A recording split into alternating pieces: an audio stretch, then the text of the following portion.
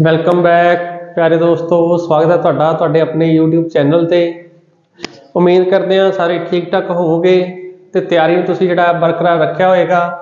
ते आपां जिहड़ी सीरीज़ शुरू की हुई है जी मास्टर कैडर नूं लैके लैक्चरर कैडर नूं लैके जी पॉलिटी दी। तो उहदे विच आपां 2 क्लासां पहलां लगा चुके हैं जी, ते अज आपां तीजी क्लास लैके आए हैं जी पॉलिटी दी। तो उम्मीद है जिद्दां तुसीं पहले दोनों क्लासां देखियां ने, इस क्लास नूं भी जिहड़ा वध तों वध प्यार देवोगे, वध तों वध लाइक करोगे, शेयर करोगे तो फायदा उठाओगे। तो एक बार आप देख जी आप पहला 2 क्लासां कर चुके हैं जी, उहदे विच आपां की कुछ पढ़िया सीगा। तो पहले तो जी आप क्लास देखी सी पॉलिटी की, उस आप देखा सी पॉलिटी का मीनिंग। तो पॉलिटी जिहड़ा पंजाबी च आपां की कहंदे उहनूं राज व्यवस्था, तो आपां देखिया सी राज व्यवस्था है जिहड़ा राज शब्द है तो वह कित्थों निकल के आंदा है, पॉलिश शब्द है जिहड़ा ग्रीक भाषा का उत्थों निकल के आंदा है जी, जिहदा मतलब कि हुंदा है शहर जां राज। तो उस शहर जां राज जिहड़ी व्यवस्था है चलाउण दा ढंग नूं कहंदे आ जी पॉलिटी। फिर आपां देखिया जी स्टेट बारे, तो स्टेट के जिहड़े 4 तत्त हुंदे ने भू-भाग, जनसंख्या, सरकार ते प्रभुसत्ता। जिहड़े चारे तत्त ने 1933 दे विच जिहड़ी कन्वेंशन हुंदी है यूएसए दे विच, यूएसए नहीं सॉरी दक्षिणी अमरीका का एक देश सीगा उरुग्वे, उत्थे जिहड़े डिसाइड किए गए सीगे। फिर आपां देखिया सीगा राज के बारे विचार पेश करने वाले कुछ व्यक्ति सुकरात, प्लेटो, अरस्तु ते जिहड़ा ओहदा चेला सीगा सिकंदर, ओहदे बारे आपां देखिया सीगा। ते अरस्तु दी जिहड़ी एक बुक सीगी द पॉलिटिक्स। पॉलिटिक्स शब्द की पहली बार वरतों की जाती है, इस करके आप इहनूं कहने जी राजनीति का पितामा। ते भारतीय राजनीति का पितामा कौन सीगा? बी.आर. अंबेडकर। तो फिर आप देखिया सीगा प्रभुसत्ता के अलग अलग किस्मां, अंदरूनी, बाहरी, नाममात्र, वास्तविक, पॉपुलर ते लीगल। फिर आप देखिया जिहड़ा संविधान हुंदा है, तो संविधान एक कंप्लीट आइडेंटिटी है किसी देश का, किसी कंट्री का, जिस आप की देखिया सीगा कि ਉਹਦੀ ਸਾਨੂੰ पॉलिटी पता चलती है उस देश की, सोसाइटी, रिलीजियस फैक्टर ते कल्चर जिहड़ा उत्थों सानू आइडिया हुंदा है। फिर आप देखिया सी टाइप्स ऑफ कॉन्स्टिट्यूशन, जिस आप देखिया सी written, unwritten, lengthiest, shortest, old ते न्यू, किहड़े-किहड़े देश दा सीगा आपां डिस्कस कर चुके सीगे। सैकंड क्लास दे विच आपां की देखिया सीगा शासन दे अंग विधानपालिका, कार्यपालिका ते न्यायपालिका। फिर आप देखिया सी राजनीति कार्यपालिका। कार्यपालिका नूं आपां 2 भागां च वंडिया सी, एक स्थाई कार्यपालिका ते एक अस्थाई कार्यपालिका। अस्थाई कार्यपालिका ने आपां दूजा नाम की दिंदे आ जी राजनीति कार्यपालिका। ओहदियां किस्मां देखिया सीगियां पार्लीमेंटरी, प्रेजिडेंशियल, सैमी प्रेजिडेंशियल जां डबल ते प्लूरल। नैक्सट आपां की देखिया सी शासन प्रणाली, तो इहदियां अलग अलग किस्मां देखिया सीगियां आपां। फिर आपां देखिया सी लोकतंत्र दीयां किस्मां, शासन ते जनता विचकार संपर्क आधारित, विचारां आधारित, विधानपालिका ते कार्यपालिका विचकार संबंधां आधारित, केंद्र ते राज्यां विचकार संबंधां आधारित। नैक्सट आपां देखिया सीगा केंद्र ते राज विचकार संबंधां अधीन जिहड़ा लोकतंत्र है ਉਹਦੀਆਂ ਕਿਹੜੀਆਂ-ਕਿਹੜੀਆਂ किस्मां ਹੁੰਦੀਆਂ, ਜਿਹਦੇ ਵਿੱਚ ਆਪਾਂ ਦੇਖਿਆ ਸੀਗਾ परिसंघात्मक, संघात्मक, एकात्मक ते अर्ध संघात्मक। तो आज की क्लास च ਆਪਾਂ देखना है जिहड़ा संविधान सभा। आज की क्लास अपनी रहेगी जी संविधान सभा, कॉन्स्टिट्यूशनल असैंबली। ਇਹਦੇ ਵਿੱਚ ਆਪਾਂ ਕਿਹੜੀ-ਕਿਹੜੀ ਚੀਜ਼ਾਂ ਦੀ ਗੱਲ ਕਰਨੀ ਹੈ। ਸਭ ਤੋਂ ਪਹਿਲਾਂ ਆਪਾਂ ਦੇਖਾਂਗੇ ਸੰਵਿਧਾਨ ਸਭਾ ਦਾ ਪਰਪਸ ਕੀ ਹੁੰਦਾ ਹੈ, ਕੀ ਕੰਮ ਕੀ ਹੁੰਦਾ ਹੈ। ਫਿਰ ਆਪਾਂ ਦੇਖਾਂਗੇ ਪਿਛੋਕੜ, ਦੁਨੀਆ ਦੇ ਵਿੱਚ ਜਿਹੜੀ ਪਹਿਲੀ ਜਿਹੜੀ ਸੰਵਿਧਾਨ ਸਭਾ ਹੈ ਵਿਸ਼ਵ ਭਰ 'ਚ ਕਿਹੜੇ ਦੇਸ਼ ਨੇ ਬਣਾਈ ਸੀ। ਭਾਰਤੀ ਸੰਵਿਧਾਨ ਸਭਾ ਹੈ, ਉਹਦਾ ਵਿਕਾਸ ਕਿੱਦਾਂ ਹੁੰਦਾ ਹੈ, ਕਿੱਦਾਂ ਉਸ ਨੂੰ ਜਿਹੜੀ ਕੀ ਹੈ ਅਥਾਰਟੀ ਮਿਲਦੀ ਹੈ ਭਾਰਤੀ ਸੰਵਿਧਾਨ ਤਿਆਰ ਕਰਨ ਦੀ, ਤੇ ਪਹਿਲੀ ਵਾਰ ਜਿਹੜਾ ਕੀ ਹੈ ਕਿਹਦੇ ਵੱਲੋਂ ਮੰਗ ਕੀਤੀ ਜਾਂਦੀ ਸੰਵਿਧਾਨ ਸਭਾ ਬਣਾਉਣ ਦੀ। फिर आप देखना जिहड़ा वंड तो बाद 1947 तो बाद संविधान सभा के उपर की असर पैंदा है जी, जिहड़ा 1947 का एक्ट आएगा संविधान सभा वालों जिहड़े किहड़े-किहड़े फंक्शन किए जाते हैं। जिद्दां आपां देखते हैं संविधान सभा ने एक संविधान बनाया, ते नाल ही जिहड़ा की है जदों वंड हुंदी है तो संविधान सभा ने जिहड़ा की है कानून निर्माण का काम भी कीता सीगा, ते किहड़ियां-किहड़ियां दी मीटिंगां होईयां ने वो सब कुछ अगे आपां देखदे हां जी। तो फस्ट आपां देखना संविधान सभा, तो इहदा काम की हुंदा है जी। जेकर आप संविधान सभा की गल करते हैं, मेन इसका काम की है, उद्देश की है जी संविधान का निर्माण करना। संविधान का निर्माण करना। नैक्सट आप की देखना है पिछोकड़। ਉਹਦੇ ਵਿੱਚ ਆਪਾਂ ਦੇਖਣਾ ਹੈ ਕਿ ਦੁਨੀਆ ਦੇ ਵਿੱਚ ਪਹਿਲੀ ਵਾਰ ਸੰਵਿਧਾਨ ਸਭਾ ਕਿਹੜੇ ਦੇਸ਼ ਵੱਲੋਂ ਬਣਾਈ ਜਾਂਦੀ ਹੈ, ਤਾਂ 1787 ਦੇ ਵਿੱਚ USA ਯੂਨਾਈਟਿਡ ਸਟੇਟ ਅਮਰੀਕਾ ਦੇ ਵਿੱਚ ਪਹਿਲੀ ਵਾਰ ਸੰਵਿਧਾਨ ਸਭਾ ਬਣਾਈ ਗਈ ਸੀ। ਦੁਨੀਆ ਦੀ ਪਹਿਲੀ ਸੰਵਿਧਾਨ ਸਭਾ, ਦੁਨੀਆ ਦੀ ਪਹਿਲੀ ਸੰਵਿਧਾਨ ਸਭਾ ਕਿਹੜੇ ਦੇਸ਼ 'ਚ ਬਣਾਈ ਗਈ ਹੈ ਜੀ, USA 'ਚ। ਕਿਹੜੇ ਸਾਲ? 1787।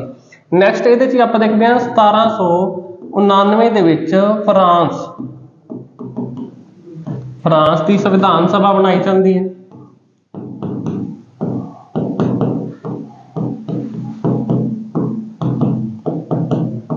ਜਿਹਦਾ ਨਾਂ ਕੀ ਸੀਗਾ ਜੀ ਫਰਾਂਸ ਦੀ ਸੰਵਿਧਾਨ ਸਭਾ ਦਾ? National assembly of France. ਜਿਹੜੀ ਫਰਾਂਸ ਦੇ ਵਿੱਚ ਕ੍ਰਾਂਤੀ ਹੁੰਦੀ ਹੈ 1799 ਦੀ, ਉਸ ਟਾਈਮ ਤੇ ਹੀ ਫਰਾਂਸ ਦੇ ਵਿੱਚ ਸੰਵਿਧਾਨ ਸਭਾ ਬਣਾਈ ਜਾਂਦੀ, ਜਿਹਦਾ ਨਾਮ ਕੀ ਸੀਗਾ? ਤਾਂ ਨੈਸ਼ਨਲ ਅਸੈਂਬਲੀ ਆਫ ਫਰਾਂਸ। ਤਾਂ ਸਭ ਤੋਂ ਪਹਿਲੀ ਵਾਰ ਸੰਵਿਧਾਨ ਸਭਾ ਕਿੱਥੇ ਬਣਾਈ ਗਈ? USA 'ਚ। ਫਿਰ ਨੈਕਸਟ ਆਪਾਂ ਦੇਖਦੇ ਹਾਂ ਫਰਾਂਸ ਦੇ ਵਿੱਚ ਸੰਵਿਧਾਨ ਸਭਾ ਬਣਾਈ ਜਾਂਦੀ ਹੈ। ਪਰੰਤੂ ਜੇਕਰ ਆਪਾਂ ਗੱਲ ਕਰੀਏ ਸੰਵਿਧਾਨ ਸਭਾ ਦਾ ਵਿਚਾਰ ਦੁਨੀਆ ਦੇ ਵਿੱਚ ਸਭ ਤੋਂ ਪਹਿਲਾਂ ਕਿਹੜੇ ਵਿਅਕਤੀ ਵੱਲੋਂ ਦਿੱਤਾ ਗਿਆ ਸੀਗਾ? ਜੇਕਰ ਗੱਲ ਕਰੀਏ ਸੰਵਿਧਾਨ ਸਭਾ ਦੇ ਵਿਚਾਰ ਦੀ, ਤਾਂ ਸਭ ਤੋਂ ਪਹਿਲਾਂ ਇਹ ਜਿਹੜਾ ਵਿਚਾਰ ਹੈ ਹੈਨਰੀ ਮੈਨ ਨਾਮ ਦਾ ਇੱਕ ਵਿਅਕਤੀ ਸੀਗਾ ਇੰਗਲੈਂਡ ਦਾ। ਇਸ ਵਿਅਕਤੀ ਵੱਲੋਂ ਜਿਹੜਾ ਸੰਵਿਧਾਨ ਸਭਾ ਦਾ ਵਿਚਾਰ ਦਿੱਤਾ ਜਾਂਦਾ ਦੁਨੀਆ ਦੇ ਵਿੱਚ ਸਭ ਤੋਂ ਪਹਿਲਾਂ। ਪਰੰਤੂ ਸੰਵਿਧਾਨ ਸਭਾ ਬਣਾਈ ਕਿਹੜੀ ਸਭ ਤੋਂ ਪਹਿਲਾਂ ਦੇਸ਼ ਨੇ? USA ਨੇ। ਫਿਰ ਆਪਾਂ ਫਰਾਂਸ ਦੀ ਗੱਲ ਕੀਤੀ। ਨੈਕਸਟ ਆਪਾਂ ਗੱਲ ਕਰਨੀ ਹੈ ਭਾਰਤੀ ਸੰਵਿਧਾਨ ਸਭਾ ਦੀ। ਸਭ ਤੋਂ ਪਹਿਲਾਂ ਇਹਦਾ ਵਿਚਾਰ ਕਿਹਦੇ ਵੱਲੋਂ ਪੇਸ਼ ਕੀਤਾ ਜਾਂਦਾ ਹੈ? ਸੰਵਿਧਾਨ ਸਭਾ ਕਦੋਂ ਬਣਦੀ ਹੈ ਤਾਂ ਕਿੱਦਾਂ ਕੰਮ ਕਰੇਗੀ? ਨੈਕਸਟ ਆਪਾਂ ਚੱਲਦੇ ਹਾਂ ਜੀ ਭਾਰਤੀ ਸੰਵਿਧਾਨ ਸਭਾ ਤੇ। ਭਾਰਤੀ ਸੰਵਿਧਾਨ ਸਭਾ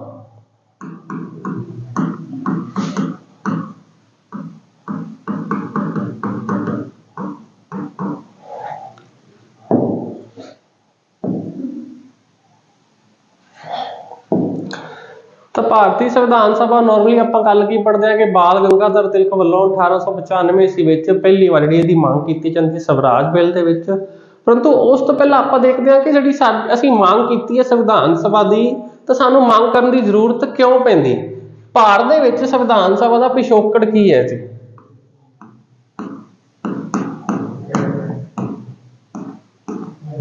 ਭਾਰਤ ਦੇ ਵਿੱਚ ਸੰਵਿਧਾਨ ਸਭਾ ਦਾ ਪਿਛੋਕੜ ਕੀ ਹੈ ਜੀ? ਤਾਂ ਆਪਾਂ ਜਦੋਂ ਭਾਰਤ ਦਾ ਮੱਧਕਾਲੀਨ ਇਤਿਹਾਸ ਪੜ੍ਹਦੇ ਹਾਂ ਤਾਂ ਉਹਦੇ ਵਿੱਚ ਦੇਖਦੇ ਹਾਂ ਕਿ ਜਿਹੜੀਆਂ ਯੂਰਪੀਅਨ ਕੰਪਨੀਆਂ ਸੀਗੀਆਂ, ਸਭ ਤੋਂ ਪਹਿਲਾਂ ਪੁਰਤਗਾਲੀ ਵਾਸਕੋ ਡੀ ਗਾਮਾ ਇੰਡੀਆ ਦੇ ਵਿੱਚ ਆਉਂਦਾ ਹੈ।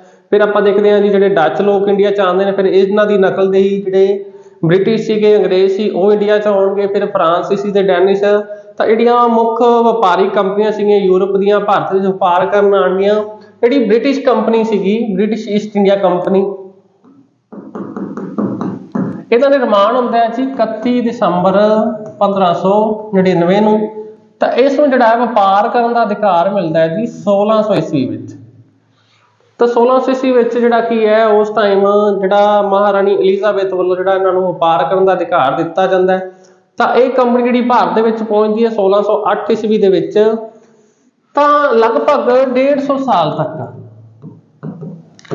ਭਾਰਤ ਵਿੱਚ ਵਪਾਰ ਕਰਦੀ ਹੈ।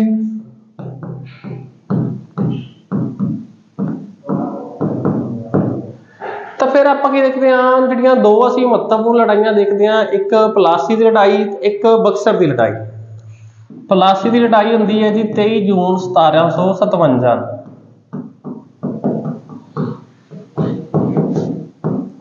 ਕਿਹਦੇ ਵਿਚਕਾਰ ਹੁੰਦੀ ਹੈ? ਜਿਹੜਾ ਉੱਥੋਂ ਦਾ ਨਵਾਬ ਸੀਗਾ ਸਿਰਾਜੁਦੌਲਾ, ਦੂਜੀ side British East India company ਹੈ, ਇਹਨਾਂ ਦੇ ਵਿਚਕਾਰ ਲੜਾਈ ਹੁੰਦੀ ਹੈ ਬੰਗਾਲ ਦੇ ਵਿੱਚ, ਜਿਹਦੇ ਵਿੱਚ ਅੰਗਰੇਜ਼ ਜੇਤੂ ਰਹਿਣਗੇ। ਫਿਰ ਜਿਹੜੀ ਦੂਜੀ ਲੜਾਈ ਹੁੰਦੀ ਹੈ ਜੀ ਬਕਸਰ ਦੀ ਲੜਾਈ, ਇਹ ਹੁੰਦੀ ਹੈ ਜੀ 22 ਅਕਤੂਬਰ 1764 ਨੂੰ। ਤਾਂ ਇਸ ਲੜਾਈ ਵਿੱਚ ਵੀ ਜਿਹੜਾ ਬੰਗਾਲ ਜਿਹੜਾ ਸਾਬਕਾ ਨਵਾਬ ਸੀਗਾ ਮੀਰ ਕਾਸਮ, ਉਹਦੇ ਸਾਥੀ ਸੀਗੇ ਅਵਧ ਦਾ ਨਵਾਬ ਸ਼ਜਾਉਦੌਲਾ, ਜਿਹੜਾ ਉਸ ਟਾਈਮ ਦਾ ਮੁਗਲ ਬਾਦਸ਼ਾਹ ਸੀਗਾ ਸ਼ਾਹ ਆਲਮ II। ਤਾਂ ਇਹਨਾਂ ਦੀਆਂ ਸੈਨਾਵਾਂ ਸੀਗੀਆਂ, ਜਿਹੜਾ ਉਹਨਾਂ ਦੇ ਵਿਚਕਾਰ ਜਿਹੜਾ ਯੁੱਧ ਹੁੰਦਾ ਹੈ ਜਿਹਦੇ ਵਿੱਚ ਅੰਗਰੇਜ਼ਾਂ ਦੀ ਜਿੱਤ ਹੁੰਦੀ ਹੈ।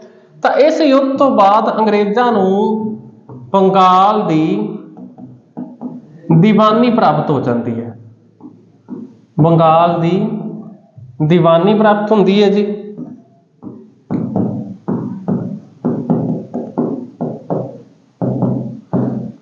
ਦੀਵਾਨੀ ਤੋਂ ਭਾਵ ਕੀ ਜਿਹੜਾ ਉੱਥੋਂ ਦਾ ਟੈਕਸ ਇਕੱਠਾ ਕਰਨ ਦਾ ਅਧਿਕਾਰ ਹੈ ਕਿਹਨਾਂ ਕੋਲ ਆ ਜਾਂਦਾ ਜੀ, ਅੰਗਰੇਜ਼ਾਂ ਦੇ ਕੋਲ। ਤੇ ਅੰਗਰੇਜ਼ਾਂ ਨੇ ਇਸ ਬੰਗਾਲ ਦੇ ਏਰੀਏ ਦੇ ਵਿੱਚੋਂ ਜਿਹੜਾ ਉਹਨਾਂ ਨੂੰ ਅਧਿਕਾਰ ਮਿਲਿਆ ਟੈਕਸ ਇਕੱਠਾ ਕਰਨ ਦਾ, ਬਹੁਤ ਜਿਹੜਾ ਵੱਡਾ ਜਿਹੜਾ ਟੈਕਸ ਉਹਨਾਂ ਨੇ ਇਕੱਠਾ ਕੀਤਾ, ਉਹਨਾਂ ਦੇ ਮਨ ਦੇ ਵਿੱਚ ਲਾਲ ਜਿਹੜਾ ਹੋਰ ਵੱਧ ਜਾਂਦਾ ਹੈ। ਤਾਂ ਉਹਨਾਂ ਨੇ ਕੀ ਸੋਚਿਆ ਕਿ ਜੇਕਰ ਅਸੀਂ ਬੰਗਾਲ ਦੇ ਵਿੱਚੋਂ ਇੰਨਾ ਜ਼ਿਆਦਾ ਜਿਹੜਾ ਟੈਕਸ ਇਕੱਠਾ ਕਰ ਸਕਦੇ ਹਾਂ, ਜੇਕਰ ਪੂਰੇ ਭਾਰਤ ਦੇ ਉੱਪਰ ਅਧਿਕਾਰ ਕਰ ਲਿਆ ਤਾਂ ਅਸੀਂ ਕਿੰਨਾ ਜ਼ਿਆਦਾ ਮੁਨਾਫਾ ਕਮਾ ਸਕਦੇ ਹਾਂ ਜੀ। ਤਾਂ ਇਸ ਲਈ ਇਹਨਾਂ ਨੇ ਆਪਣੇ ਸਾਮਰਾਜ ਨੂੰ ਵਧਾਉਣਾ ਸ਼ੁਰੂ ਕਰ ਦਿੱਤਾ। ਸਾਮਰਾਜ ਨੂੰ ਵਧਾਉਣਾ ਸ਼ੁਰੂ ਕਰਤਾ। ਤਾਂ ਹੌਲੀ ਹੌਲੀ ਜਿਹੜਾ ਭਾਰਤੀ ਖੇਤਰ ਨੂੰ, ਭਾਰਤੀ ਰਿਆਸਤਾਂ ਨੂੰ ਅੰਗਰੇਜ਼ੀ ਸਾਮਰਾਜ ਵਿੱਚ ਮਿਲਾਉਣਾ ਸ਼ੁਰੂ ਕਰ ਦਿੱਤਾ ਤੇ ਇੱਕ ਬ੍ਰਿਟਿਸ਼ ਸਾਮਰਾਜ ਅੰਗਰੇਜ਼ੀ ਸਾਮਰਾਜ ਨੂੰ ਭਾਰਤ ਵਿੱਚ ਸਥਾਪਿਤ ਕਰ ਦਿੱਤਾ। ਜਿਹਦਾ ਜਿਹੜਾ ਕੀ ਹੈ ਸਿਸਟਮ ਕਿੱਥੋਂ ਚਲਾਇਆ ਜਾਂਦਾ ਹੈ, ਬ੍ਰਿਟਿਸ਼ ਸਾਮਰਾਜ ਦਾ। ਤਾਂ ਬ੍ਰਿਟਿਸ਼ ਸਾਮਰਾਜ ਯਾਨੀ ਕਿ ਜਿਹੜਾ ਭਾਰਤ ਦੇ ਵਿੱਚ ਸਾਮਰਾਜ ਸਥਾਪਿਤ ਕੀਤਾ ਗਿਆ, ਉਸ ਨੂੰ ਚਲਾਉਣ ਲਈ ਕਾਨੂੰਨ ਕਿੱਥੋਂ ਬਣ ਕੇ ਆਉਂਦੇ ਨੇ? ਇਹ ਕਾਨੂੰਨ ਬਣ ਕੇ ਆਉਂਦੇ ਨੇ ਬ੍ਰਿਟਿਸ਼ ਪਾਰਲੀਮੈਂਟ ਵਿੱਚੋਂ। ਬ੍ਰਿਟਿਸ਼ ਪਾਰਲੀਮੈਂਟ ਜਿਹੜੀ ਕਾਨੂੰਨ ਬਣਾਉਂਦੀ ਹੈ, ਤਾਂ ਇਹਨਾਂ ਕਾਨੂੰਨਾਂ ਨੂੰ ਲਾਗੂ ਕੌਣ ਕਰਦਾ ਹੈ ਜੀ ਭਾਰਤ ਦੇ ਵਿੱਚ? British East India company. ਜਿਨ੍ਹਾਂ ਨਾਲ ਭਾਰਤੀ ਲੋਕਾਂ ਦਾ ਜਿਹੜਾ ਬਹੁਤ ਜ਼ਿਆਦਾ ਸ਼ੋਸ਼ਣ ਕੀਤਾ ਜਾਂਦਾ ਹੈ। ਤਾਂ ਜਿੱਦਾਂ ਆਪਾਂ ਦੇਖਦੇ ਹਾਂ ਕਿ ਆਧੁਨਿਕ ਭਾਰਤ ਦੇ ਵਿੱਚ ਪੜ੍ਹਦੇ ਹਾਂ ਕਿ ਭਾਰਤ ਦੇ ਵਿੱਚ ਜਿਹੜਾ ਸਮਾਜਿਕ ਧਾਰਮਿਕ ਸੁਧਾਰ ਅੰਦੋਲਨ ਚੱਲਦੇ ਨੇ, ਨਾਲ ਹੀ ਜਿਹੜਾ ਕੀ ਹੈ ਭਾਰਤ ਦੇ ਵਿੱਚ ਭਾਰਤ ਦੇ ਲੋਕਾਂ ਦੇ ਵਿੱਚ ਰਾਸ਼ਟਰੀਅਤਾ ਦੀ ਜਿਹੜੀ ਭਾਵਨਾ ਪੈਦਾ ਹੁੰਦੀ, ਜਿਹਦੇ 'ਚ ਆਪਾਂ ਗੱਲ ਕਰਦੇ ਹਾਂ ਬਾਲ ਗੰਗਾਧਰ ਤਿਲਕ, ਗੋਪਾਲ ਕ੍ਰਿਸ਼ਨ ਗੋਖਲੇ ਹੈ ਜੀ, ਸਵਾਮੀ ਵਿਵੇਕਾਨੰਦ ਹੈ, ਸਵਾਮੀ ਦਇਆਨੰਦ ਸਰਸਵਤੀ ਹੈ। ਇਹਨਾਂ ਵੱਲੋਂ ਭਾਰਤੀ ਲੋਕਾਂ ਨੂੰ ਜਾਗਰੂਕ ਕੀਤਾ ਜਾਂਦਾ ਅੰਗਰੇਜ਼ਾਂ ਦੇ ਖਿਲਾਫ। ਤਾਂ ਜਿਹੜੇ ਭਾਰਤੀ ਲੋਕ ਨੇ ਜਿਹੜਾ ਕੀ ਹੈ ਇਸ ਚੀਜ਼ ਦਾ ਵਿਰੋਧ ਕਰਦੇ ਨੇ। ਜਿਹੜਾ ਬ੍ਰਿਟਿਸ਼ ਪਾਰਲੀਮੈਂਟ ਦੇ ਵੱਲੋਂ ਬਣਾਏ ਜਾਂਦੇ ਕਾਨੂੰਨ ਨੇ, ਉਹਨਾਂ ਕੀ ਹੈ ਭਾਰਤ ਦੇ ਜਿਹੜਾ ਲੋਕਾਂ ਦਾ ਸ਼ੋਸ਼ਣ ਕੀਤਾ ਜਾਂਦਾ, ਉਹਨਾਂ ਨੂੰ ਜਿਹੜਾ ਫਾਇਦਾ ਨਹੀਂ ਮਿਲਦਾ। ਇਸ ਕਰਕੇ ਅੱਜ ਤੋਂ ਬਾਅਦ ਜਿਹੜਾ ਕੀ ਹੈ ਕਾਨੂੰਨ ਇਹ ਭਾਰਤ ਦੇ ਵਿੱਚ ਹੀ ਬਣਾਏ ਜਾਣਗੇ ਤੇ ਭਾਰਤ ਦੇ ਲੋਕਾਂ ਵੱਲੋਂ ਹੀ ਇਹਨਾਂ ਨੂੰ ਲਾਗੂ ਕੀਤਾ ਜਾਏਗਾ। ਭਾਵ ਕਿ ਸਵਰਾਜ ਦੀ ਮੰਗ ਜਿਹੜੀ ਉੱਠਣੀ ਸ਼ੁਰੂ ਹੋ ਗਈ, ਸੈਲਫ ਰੂਲ। ਤਾਂ ਇਸ ਕਰਕੇ ਉਹਨਾਂ ਕਿਹਾ ਕਿ ਜਿਹੜੇ ਕਾਨੂੰਨ ਭਾਰਤ ਵੱਲੋਂ ਬਣਾਏ ਜਾਣਗੇ ਤੇ ਉਹ ਕਿਹਦਾ ਹਿੱਸਾ ਹੋਣਗੇ? ਭਾਰਤੀ ਸੰਵਿਧਾਨ ਦਾ ਹਿੱਸਾ ਹੋਣਗੇ। ਭਾਰਤੀ ਸੰਵਿਧਾਨ। ਤੇ ਭਾਰਤੀ ਸੰਵਿਧਾਨ ਬਣਾਏਗਾ ਕੌਣ? ਸੰਵਿਧਾਨ ਸਭਾ। ਕਿਹਦੇ ਵੱਲੋਂ ਬਣਾਇਆ ਜਾਏਗਾ ਸੰਵਿਧਾਨ? ਸੰਵਿਧਾਨ ਸਭਾ ਵੱਲੋਂ। ਤਾਂ ਆਪਾਂ ਸ਼ੁਰੂ ਕੀਤਾ ਸੀ ਕਿ ਭਾਰਤ ਦੇ ਵਿੱਚ ਸੰਵਿਧਾਨ ਸਭਾ ਦੀ ਮੰਗ ਕਿਉਂ ਕੀਤੀ ਜਾਂਦੀ। ਤਾਂ ਇਹ ਸਾਰਾ ਰੀਜ਼ਨ ਸੀਗਾ, ਭਾਰਤ ਦੇ ਵਿੱਚ ਬ੍ਰਿਟਿਸ਼ ਈਸਟ ਇੰਡੀਆ ਕੰਪਨੀ ਆਉਂਦੀ ਹੈ, ਉਹਦੇ ਵੱਲੋਂ ਜਿਹੜਾ ਬੰਗਾਲ ਦੀ ਦੀਵਾਨੀ ਅਧਿਕਾਰ ਪ੍ਰਾਪਤ ਕਰ ਲਿਆ ਜਾਂਦਾ ਹੈ, ਸ਼ੋਸ਼ਣ ਕੀਤਾ ਜਾਂਦਾ ਹੈ। ਤਾਂ ਇਸ ਸਭ ਦੇ ਖਿਲਾਫ ਜਿਹੜਾ ਕੀ ਹੈ ਭਾਰਤ ਦੇ ਲੋਕਾਂ ਨੇ ਜਿਹੜਾ ਕੀ ਹੈ ਭਾਰਤੀ ਸੰਵਿਧਾਨ ਦੀ ਮੰਗ ਕੀਤੀ। ਤੇ ਭਾਰਤੀ ਸੰਵਿਧਾਨ ਬਣਾਉਣ ਲਈ ਕਿਸ ਚੀਜ਼ ਦੀ ਲੋੜ ਸੀਗੀ? ਸੰਵਿਧਾਨ ਸਭਾ ਦੀ। ਤਾਂ ਇਹ ਸਾਰਾ ਰੀਜ਼ਨ ਸੀਗਾ ਕਿ ਭਾਰਤ ਦੇ ਵਿੱਚ ਜਿਹੜਾ ਭਾਰਤੀ ਲੋਕਾਂ ਵੱਲੋਂ ਜਿਹੜਾ ਕੀ ਹੈ ਸੰਵਿਧਾਨ ਸਭਾ ਦੀ ਮੰਗ ਕੀਤੀ ਜਾਂਦੀ। ਤਾਂ ਹੁਣ ਅੱਗੇ ਆਪਾਂ ਦੇਖਦੇ ਹਾਂ ਜੀ ਸੰਵਿਧਾਨ ਸਭਾ ਸੰਬੰਧੀ ਮੰਗਾਂ।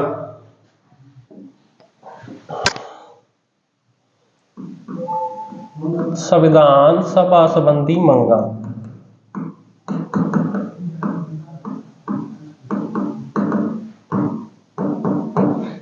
ਤਾਂ ਇਹਨਾਂ ਮੰਗਾਂ ਨੂੰ ਜੇ ਅਸੀਂ ਅਲੱਗ-ਅਲੱਗ ਭਾਗਾਂ ਵਿੱਚ ਵੰਡ ਕੇ ਦੇਖਦੇ ਹਾਂ ਜੀ,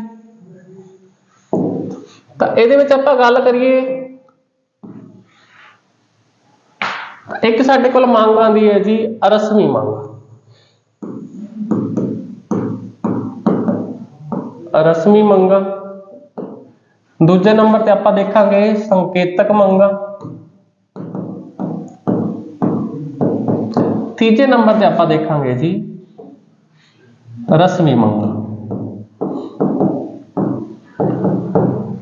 ਤਾਂ ਪਹਿਲਾਂ ਆਪਾਂ ਗੱਲ ਕਰਦੇ ਹਾਂ ਜੀ ਹੁਣ ਰਸਮੀ ਮੰਗਾਂ। ਤੇ ਇਹਨੂੰ ਅੱਗੇ ਆਪਾਂ ਦੋ ਭਾਗਾਂ 'ਚ ਵੰਡ ਸਕਦੇ ਹਾਂ ਰਸਮੀ ਮੰਗਾਂ ਨੂੰ। ਇੱਕ ਤਾਂ ਸਾਡੇ ਕੋਲ ਆਉਂਦੀ ਹੈ ਜੀ ਬਾਲ ਗੰਗਾਧਰ ਤਿਲਕ ਵੱਲੋਂ ਕੀਤੀ ਗਈ ਮੰਗ, ਜਿਹੜੀ ਕੀਤੀ ਗਈ ਸੀ 1895 ਦੇ ਸਵਰਾਜ ਬਿੱਲ ਵਿੱਚ।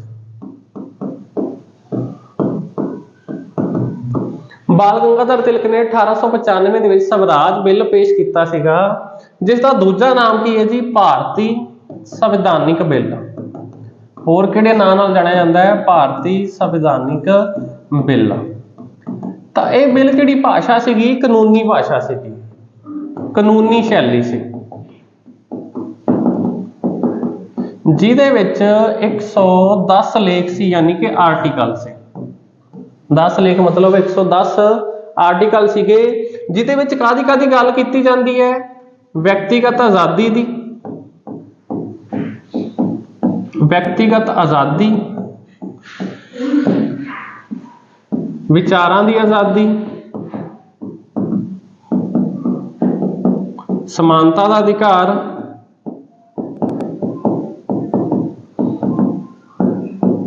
ਸੰਪत्ति ਦੀ ਆਜ਼ਾਦੀ,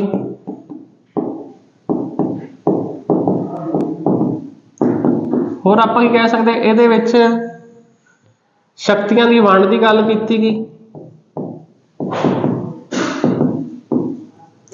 ਤਾਂ ਇਸ ਤੋਂ ਇਲਾਵਾ ਹੋਰ ਬਹੁਤ ਜਿਹੜੀਆਂ ਮੰਗਾਂ ਸੀਗੀਆਂ ਜਾਂ ਲੇਖ ਸੀਗੇ ਛਾਪੇ ਗਏ ਸੀ ਇਹਦੇ ਵਿੱਚ, ਸਵਰਾਜ ਬਿੱਲ, ਤੇ ਇਸ ਨੂੰ ਹੋਰ ਕਿਹੜੇ ਨਾਂ ਨਾਲ ਜਾਣਿਆ ਜਾਂਦਾ ਹੈ, ਸੰਵਿਧਾਨਿਕ ਬਿੱਲ। ਤਾਂ ਇਸ ਕਰਕੇ ਜਿਹੜੀ ਇਹ ਪਹਿਲੀ ਮੰਗ ਕੀਤੀ ਜਾਂਦੀ ਕਿਹਦੇ ਵੱਲੋਂ, ਬਾਲ ਗੰਗਾਧਰ ਦੇ ਵੱਲੋਂ 1895 ਦੇ ਵਿੱਚ। ਤਾਂ ਇਸ ਮੰਗ ਨੂੰ ਅਸੀਂ ਕਿਹੜੀ ਮੰਗ ਮੰਨਦੇ ਹਾਂ ਜੀ, ਰਸਮੀ ਮੰਗ। ਦੂਜੀ ਇਹਦੀ ਰਸਮੀ ਮੰਗ 'ਚ ਆਪਾਂ ਗੱਲ ਕਰਦੇ ਹਾਂ ਜੀ, ਰਸਮੀ ਮੰਗ ਦੀ ਗੱਲ ਕਰ ਰਹੇ ਹਾਂ ਜੀ। ਤਾਂ ਦੂਜੀ ਜਿਹੜੀ ਰਸਮੀ ਮੰਗ ਹੈ ਆਪਾਂ ਗੱਲ ਕਰਦੇ ਹਾਂ ਗੋਪਾਲ ਕ੍ਰਿਸ਼ਨ ਗੋਖਲੇ, ਸੌਰੀ ਦਾਦਾ ਭਾਈ ਨਰੋਜੀ, ਦਾਦਾ ਭਾਈ ਨਰੋਜੀ। ਦਾਦਾ ਭਾਈ ਨਰੋਜੀ ਵੱਲੋਂ 1906 ਦੇ ਕਲਕੱਤਾ ਸੈਸ਼ਨ, ਤਾਂ ਕਾਂਗਰਸ ਪਾਰਟੀ ਜਿਹੜਾ 1906 ਦੇ ਵਿੱਚ ਕਲਕੱਤਾ ਸੈਸ਼ਨ ਹੋਇਆ ਸੀਗਾ। ਜਦੋਂ ਆਪਾਂ ਦੇਖਦੇ ਹਾਂ 1905 ਦੇ ਵਿੱਚ ਬੰਗਾਲ ਵੰਡ ਹੁੰਦੀ ਹੈ, ਤਾਂ ਬੰਗਾਲ ਵੰਡ ਦੇ ਟਾਈਮ ਜਿਹੜਾ ਸੈਸ਼ਨ ਹੈ ਬਨਾਰਸ ਵਿੱਚ ਹੁੰਦਾ। 1905 ਦੇ ਵਿੱਚ ਜਿਹਦੀ ਪ੍ਰਧਾਨਗੀ ਕੀਤੀ ਜਾਂਦੀ ਗੋਪਾਲ ਕ੍ਰਿਸ਼ਨ ਗੋਖਲੇ ਵੱਲੋਂ। ਤਾਂ 1906 ਦੇ ਵਿੱਚ ਜਿਹੜਾ ਸੈਸ਼ਨ ਹੁੰਦਾ ਕਲਕੱਤਾ ਵਿੱਚ, ਇਹਦੀ ਪ੍ਰਧਾਨਗੀ ਕੀਤੀ ਜਾਂਦੀ ਦਾਦਾ ਭਾਈ ਨਰੋਜੀ ਵੱਲੋਂ। ਤਾਂ ਇਹਦੇ ਵਿੱਚ ਜਿਹੜਾ ਕਿਹੜੀ ਮੰਗ ਕੀਤੀ ਜਾਂਦੀ ਹੈ, ਸਵਰਾਜ ਦੀ ਮੰਗ।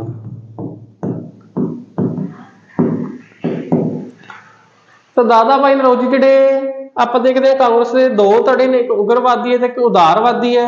ਤਾਂ ਬਾਲ ਗੰਗਾਧਰ ਤਿਲਕ ਦੀ ਗੱਲ ਕਰਦੇ ਹਾਂ ਤਾਂ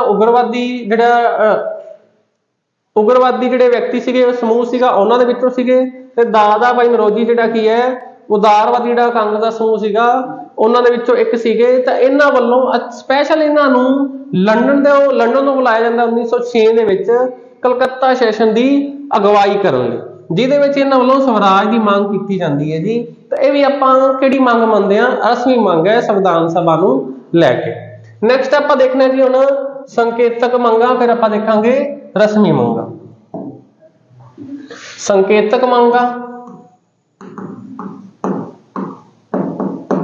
ਤਾਂ ਸੰਕੇਤਕ ਮੰਗਾਂ ਨੂੰ ਵੀ ਅਸੀਂ ਦੋ ਭਾਗਾਂ ਵਿੱਚ ਦੇਖਾਂਗੇ ਜੀ। ਇੱਕ ਮੰਗ ਕੀਤੀ ਜਾਂਦੀ ਹੈ 1922 ਦੇ ਵਿੱਚ ਮਹਾਤਮਾ ਗਾਂਧੀ ਵੱਲੋਂ, ਮੋਹਨਦਾਸ ਕਰਮਚੰਦ ਗਾਂਧੀ। ਤਾਂ ਇਹਨਾਂ ਵੱਲੋਂ ਕੀ ਕਿਹਾ ਜਾਂਦਾ ਹੈ ਕਿ ਭਾਰਤੀ ਸੰਵਿਧਾਨ ਭਾਰਤੀਆਂ ਦੀ ਇੱਛਾ ਅਨੁਸਾਰ ਹੋਣਾ ਚਾਹੀਦਾ ਹੈ। ਭਾਰਤੀ ਸੰਵਿਧਾਨ ਭਾਰਤੀਆਂ ਦੀ ਇੱਛਾ ਅਨੁਸਾਰ।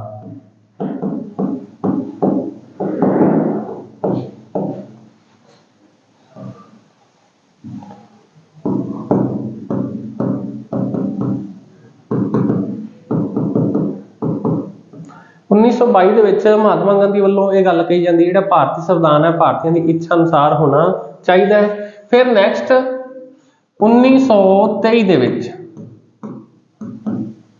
ਤੇਜ ਬਹਾਦਰ ਸਪਰੂ,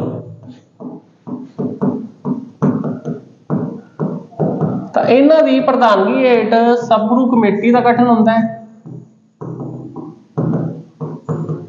ਸਪਰੂ ਕਮੇਟੀ ਦਾ ਗਠਨ, ਤਾਂ ਇਸ ਕਮੇਟੀ ਦੇ ਵੱਲੋਂ ਇੱਕ ਬਿੱਲ ਤਿਆਰ ਕੀਤਾ ਜਾਂਦਾ ਹੈ, ਜਿਹਨੂੰ ਆਪਾਂ ਕੀ ਕਹਿੰਦੇ ਆ ਜੀ, ਉਸ ਬਿੱਲ ਦਾ ਨਾਮ ਹੈ ਜੀ Commonwealth bill of India. Commonwealth bill of India. ਤਾਂ ਇਹ ਬਿੱਲ ਤਿਆਰ ਕੀਤਾ ਜਾਂਦਾ ਹੈ ਸਪਰੂ ਕਮੇਟੀ ਵੱਲੋਂ। ਸਪਰੂ ਕਮੇਟੀ ਦਾ ਹੈੱਡ ਕੌਣ ਸੀਗਾ, ਤੇਜ ਬਹਾਦਰ ਸਪਰੂ। ਤਾਂ ਇਹ ਜਿਹੜਾ ਬਿੱਲ ਹੈ 1925 ਦੇ ਵਿੱਚ,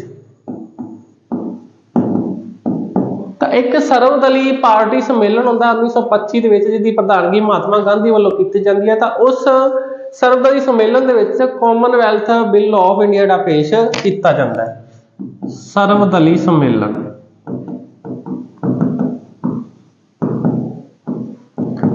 ਤਾਂ ਇਸ ਸਰਵਦਲੀ ਸੰਮੇਲਨ ਦਾ ਪ੍ਰਧਾਨ ਕੌਣ ਸੀਗਾ ਜਾਂ ਪ੍ਰਧਾਨਗੀ ਕਿਹਦੇ ਵੱਲੋਂ ਕੀਤੀ ਜਾਂਦੀ ਹੈ? ਮਹਾਤਮਾ ਗਾਂਧੀ ਵੱਲੋਂ, ਮੋਹਨਦਾਸ ਕਰਮਚੰਦ ਗਾਂਧੀ ਵੱਲੋਂ। ਤਾਂ ਇਸ ਸੰਮੇਲਨ ਦੇ ਵਿੱਚ ਕਾਮਨਵੈਲਥ ਬਿੱਲ ਆਫ ਇੰਡੀਆ ਪੇਸ਼ ਕੀਤਾ ਜਾਂਦਾ ਹੈ।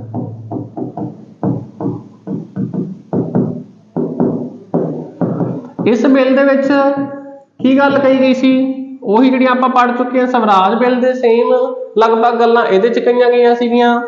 ਅਧਿਕਾਰਾਂ ਦੀ ਮੰਗ ਰੱਖੀ ਗਈ,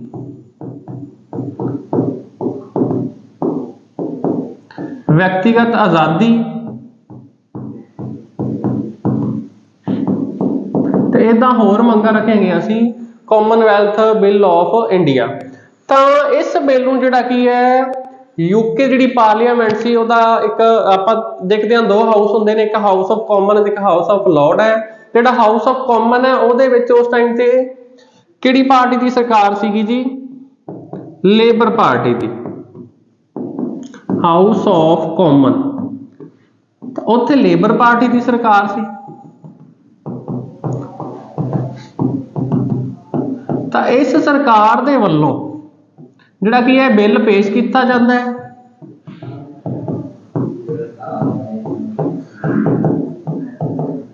ਪਰੰਤੂ ਇਹ ਬਿੱਲ ਜਿਹੜਾ ਹਾਊਸ ਆਫ ਕਾਮਨ ਦੇ ਵਿੱਚ ਹੀ ਜਿਹੜਾ ਹੈ ਰਹਿ ਜਾਂਦਾ ਹੈ, ਅੱਗੇ ਜਿਹੜਾ ਪਾਸ ਨਹੀਂ ਹੋ ਪਾਉਂਦਾ ਕਿਉਂਕਿ ਜਿਹੜਾ ਲੇਬਰ ਪਾਰਟੀ ਦੀ ਸਰਕਾਰ ਜਿਹੜੀ ਉਹ ਡਿੱਗ ਜਾਂਦੀ ਹੈ ਜੀ। ਤੇ ਬਿੱਲ ਜਿਹੜਾ ਪੇਸ਼ ਕੀਤਾ ਜਾਂਦਾ ਸਿਰਫ ਕੇਵਲ ਕਿੱਥੋਂ ਤੱਕ ਸੀਮਿਤ ਰਹਿ ਜਾਂਦਾ ਹਾਊਸ ਆਫ ਕਾਮਨ ਤੱਕ।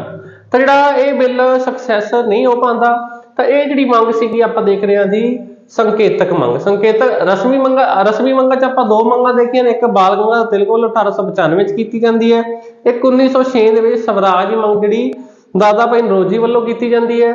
ਨੰਬਰ 2 ਤੇ ਆਪਾਂ ਦੇਖ ਰਹੇ ਹਾਂ ਸੰਕੇਤਕ ਮੰਗਾਂ। ਤੇ ਸੰਕੇਤਕ ਮੰਗਾਂ ਦੇ ਵਿੱਚ 1922 ਵਿੱਚ ਮਹਾਤਮਾ ਗਾਂਧੀ ਵੱਲੋਂ, ਫਿਰ ਆਪਾਂ ਦੇਖਿਆ 1923 ਦੇ ਵਿੱਚ ਤੇਜ ਬਹਾਦਰ ਸੱਪੂ ਜਿਹੜੀ ਕਮੇਟੀ ਬਣਦੀ ਹੈ ਤਾਂ ਉਹਦੇ ਵੱਲੋਂ ਕਾਮਨਵੈਲਥ ਬਿੱਲ ਆਫ ਇੰਡੀਆ ਜਿਹੜਾ ਤਿਆਰ ਕੀਤਾ ਜਾਂਦਾ ਹੈ, ਜਿਸ ਨੂੰ 1925 ਦੇ ਸਰਵਦਲੀ ਸੰਮੇਲਨ ਦੇ ਵਿੱਚ ਪੇਸ਼ ਕੀਤਾ ਜਾਂਦਾ ਹੈ।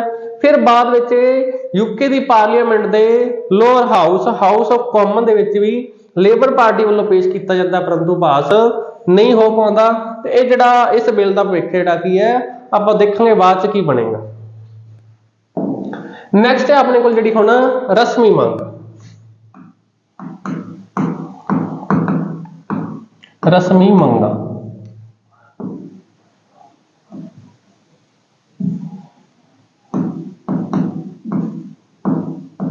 ਤਾਂ ਰਸਮੀ ਮੰਗਾਂ ਦੀ ਆਪਾਂ ਗੱਲ ਕਰਦੇ ਹਾਂ ਤਾਂ ਸਭ ਤੋਂ ਪਹਿਲਾਂ ਜਿਹੜਾ ਕੀ ਹੈ 1934 ਦੇ ਵਿੱਚ ਮਨਵਿੰਦਰ ਨਾਥ ਰੋਏ MN ਰੋਏ 1934 MN ਰੋਏ ਜਿਹੜੇ ਕਿਹੜੀ ਪਾਰਟੀ ਨਾਲ ਸੰਬੰਧਿਤ ਸੀਗੇ ਜੀ? ਸਾਮਵਾਦੀ ਪਾਰਟੀ, ਜਿਹਨੂੰ ਆਪਾਂ ਕੀ ਕਹਿੰਦੇ ਆ ਜੀ ਕਮਿਊਨਿਸਟ ਪਾਰਟੀ। ਤਾਂ ਸਾਮਵਾਦੀ ਪਾਰਟੀ ਨੂੰ ਸਥਾਪਿਤ ਕਰਨ ਵਿੱਚ MN ਰੋਏ ਦਾ ਕਾਫੀ ਵੱਡਾ ਯੋਗਦਾਨ ਸੀਗਾ। ਤਾਂ ਇਹਨਾਂ ਦੇ ਵੱਲੋਂ 1934 ਦੇ ਵਿੱਚ ਜੇਲ੍ਹ ਦੇ ਵਿੱਚੋਂ ਸੰਵਿਧਾਨ ਸਭਾ ਦੀ ਰਸਮੀ ਮੰਗ ਕੀਤੀ ਜਾਂਦੀ ਹੈ।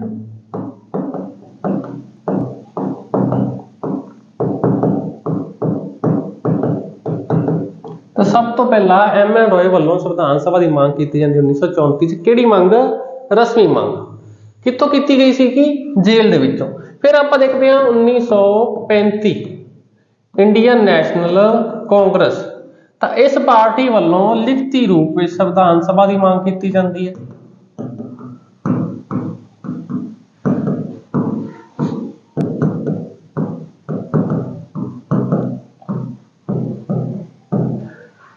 ਤਾਂ 1935 ਦੇ ਵਿੱਚ ਇੰਡੀਅਨ ਨੈਸ਼ਨਲ ਕਾਂਗਰਸ ਦਾ ਕੋਈ ਵੀ ਜਿਹੜਾ ਸੈਸ਼ਨ ਨਹੀਂ ਹੁੰਦਾ। ਤਾਂ ਨੈਕਸਟ ਈਅਰ 1936 ਦੇ ਵਿੱਚ ਜਿਹੜਾ ਲਖਨਊ ਦੇ ਵਿੱਚ ਸੈਸ਼ਨ ਹੁੰਦਾ ਹੈ। ਫਿਰ 1937 ਦੇ ਵਿੱਚ ਜਿਹੜਾ ਕੀ ਹੈ ਫੈਜ਼ਪੁਰ 'ਚ ਸੈਸ਼ਨ ਹੁੰਦਾ ਹੈ। ਤੇ 1938 ਦੇ ਵਿੱਚ ਹਰੀਪੁਰ ਸੈਸ਼ਨ ਹੁੰਦਾ ਹੈ, ਜਿਹਦੀ ਪ੍ਰਧਾਨਗੀ ਸੁਭਾਸ਼ ਚੰਦਰ ਬੋਸ ਵੱਲੋਂ ਕੀਤੀ ਜਾਂਦੀ ਹੈ। ਤਾਂ ਇਹਨਾਂ ਤਿੰਨਾਂ ਸੈਸ਼ਨ ਦੌਰਾਨ ਜਿਹੜਾ ਕੀ ਹੈ ਇੰਡੀਅਨ ਨੈਸ਼ਨਲ ਕਾਂਗਰਸ ਵੱਲੋਂ ਜਿਹੜਾ ਕੀ ਹੈ ਸੰਵਿਧਾਨ ਸਭਾ ਦੀ ਜਿਹੜੀ ਰਸਮੀ ਮੰਗ ਹੈ ਉਸਨੂੰ ਰੱਖਿਆ ਜਾਏਗਾ। ਪਰੰਤੂ ਸੰਵਿਧਾਨ ਸਭਾ ਵੱਲੋਂ ਇੰਡੀਅਨ ਨੈਸ਼ਨਲ ਕਾਂਗਰਸ ਪਾਰਟੀ ਵੱਲੋਂ ਲਿਖਤੀ ਰੂਪ 'ਚ ਪਹਿਲੀ ਵਾਰ ਮੰਗ ਕਦੋਂ ਕੀਤੀ ਜਾਂਦੀ ਹੈ? 1935 ਦੇ ਵਿੱਚ। पर क्वेश्चन जेकर ये बनता है कि कांग्रेस पार्टी के किस सैशन में पहली बार मांग की जाएगी, तो आएगा अपने को आंसर 1936 का सैशन, लखनऊ सैशन। क्योंकि 1935 ਦੇ ਵਿੱਚ ਮੰਗ ਤਾਂ ਕੀਤੀ ਗਈ ਤੇ 1935 ਦੇ ਵਿੱਚ ਕਾਂਗਰਸ ਪਾਰਟੀ ਦਾ ਕੋਈ ਸੈਸ਼ਨ ਨਹੀਂ ਹੁੰਦਾ, ਤਾਂ ਇਸ ਕਰਕੇ ਸੈਸ਼ਨ ਦੇ ਵਿੱਚ ਪਹਿਲੀ ਵਾਰ ਮੰਗ ਕਾਂਗਰਸ ਪਾਰਟੀ ਵੱਲੋਂ 1936 ਦੇ ਲਖਨਊ ਸੈਸ਼ਨ, ਜਿਹਦੀ ਪ੍ਰਧਾਨਗੀ ਕਿਹਦੇ ਵੱਲੋਂ ਕੀਤੀ ਜਾਂਦੀ ਹੈ, ਜਵਾਹਰ ਲਾਲ ਨਹਿਰੂ ਵੱਲੋਂ। ਫਿਰ ਆਪਾਂ ਨੈਕਸਟ ਦੇਖਦੇ ਹਾਂ 1937 ਦਾ ਫੈਜ਼ਪੁਰ ਸੈਸ਼ਨ, ਜਿਹਦੀ ਪ੍ਰਧਾਨਗੀ ਵੀ ਕਿਹਨਾਂ ਵੱਲੋਂ ਕੀਤੀ ਗਈ ਸੀ, ਜਵਾਹਰ ਲਾਲ ਨਹਿਰੂ ਵੱਲੋਂ। ਫਿਰ 1938 ਦਾ ਹਰੀਪੁਰਾ ਸੈਸ਼ਨ, ਜਿਹਦੀ ਪ੍ਰਧਾਨਗੀ ਕਿਹਨੇ ਕੀਤੀ ਸੀਗੀ ਜੀ, ਸੁਭਾਸ਼ ਚੰਦਰ ਬੋਸ ਨੇ। ਤਾਂ ਇਹਨਾਂ ਤਿੰਨਾਂ ਸੈਸ਼ਨ ਦੇ ਦੌਰਾਨ ਜਿਹੜਾ ਕੀ ਹੈ ਸੰਵਿਧਾਨ ਸਭਾ ਦੀ ਮੰਗ ਨੂੰ ਜਿਹੜਾ ਰਿਪੀਟ ਕੀਤਾ ਜਾਂਦਾ ਕਾਂਗਰਸ ਪਾਰਟੀ ਵੱਲੋਂ। ਜਿਹੜਾ ਇਹ ਵਾਲਾ ਸੈਸ਼ਨ ਹੈ 1938 ਦਾ ਹਰੀਪੁਰਾ ਸੈਸ਼ਨ, ਜਿਹਦੀ ਪ੍ਰਧਾਨਗੀ ਸੁਭਾਸ਼ ਚੰਦਰ ਬੋਸ ਕਰ ਰਹੇ ਨੇ। ਤਾਂ ਇਸ ਸੈਸ਼ਨ ਦੇ ਦੌਰਾਨ ਹੀ 1938 ਵਿੱਚ ਜਵਾਹਰ ਲਾਲ ਨਹਿਰੂ ਵੱਲੋਂ ਕਾਂਗਰਸ ਦੇ ਬਿਹਾਫ ਤੇ ਗੱਲ ਕਹੀ ਜਾਂਦੀ ਹੈ ਕਿ ਸਾਡੀ ਸੰਵਿਧਾਨ ਸਭਾ ਹੋਏਗੀ ਉਹ ਭਾਰਤੀਆਂ ਵੱਲੋਂ ਹੀ ਨਿਰਮਿਤ ਹੋਏਗੀ ਤੇ ਜਿਹਦੀ ਜਿਹੜੀ ਚੋਣ ਹੈ ਸਰਵਜਨਕ ਬਾਲਗ ਮਤ ਅਧਿਕਾਰ ਤੇ ਆਧਾਰ ਤੇ ਕੀਤੀ ਜਾਏਗੀ। ਤਾਂ ਇਹਨਾਂ ਨੇ ਕੀ ਕਿਹਾ ਸੀਗਾ, ਸੰਵਿਧਾਨ ਸਭਾ ਵਿੱਚ ਸਾਰੇ ਭਾਰਤੀ ਹੋਣਗੇ,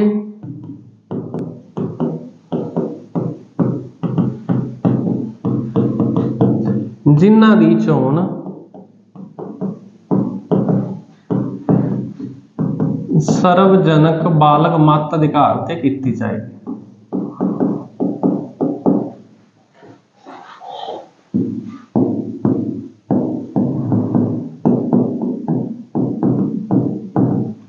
ਜਿਹੜੀ ਇਹ ਮੰਗ ਹੈ ਇਹਨਾਂ ਨੇ ਇੱਕ ਨਿਊਜ਼ਪੇਪਰ ਸੀਗਾ ਨਿਊ ਹੈਰਾਲਡ, ਉਸ ਨਿਊਜ਼ਪੇਪਰ ਰਾਹੀਂ ਕੀਤੀ ਸੀ, ਨਿਊ ਹੈਰਾਲਡ ਨਿਊਜ਼ਪੇਪਰ।